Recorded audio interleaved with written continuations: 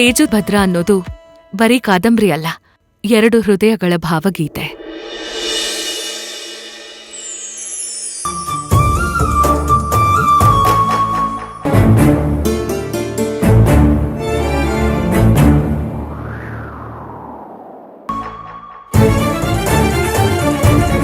ಇತಿಹಾಸದಲ್ಲಿ ನಡೆದು ಹೋಗಿರೋ ಒಂದ್ ಕಥೆನ ಮೂಲ ಭಾಗವಾಗಿಟ್ಕೊಂಡು ಸಂಬಂಧಗಳ ಮೇಲೆ ಬರ್ತಿರೋ ಕಾದಂಬರಿ ಅದು.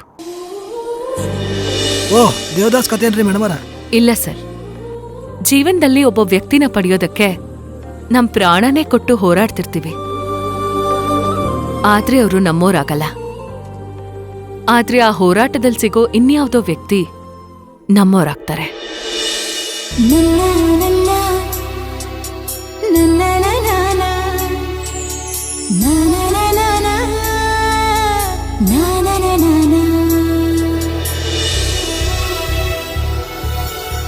ಅವರನ್ನ ಆ ದೇವ್ರೇ ಜೊತೆಗ್ ಮಾಡ್ತಾನೆ.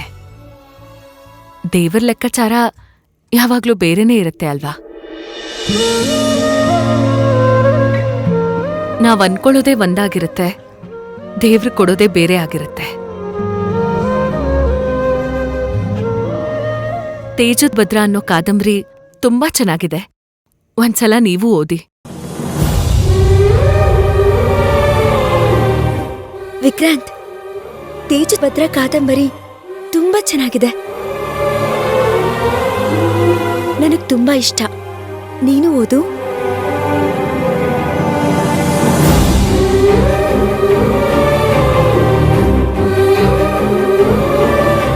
ಸರಿ ಮೇಡಮರ. ಹಾಗೆ ಜಾಸ್ತಿ ಪುಸ್ತಕಗಳನ್ನ ತರಿಸಿ, ಎಲ್ರೂ ಓದ್ಲಿ. ಆ ಕಥೆಯಲ್ಲಿರೋ ಪ್ರೀತಿ ಸಂದೇಶ ಎಲ್ರಿಗೂ ಗೊತ್ತಾಗ್ಲಿ.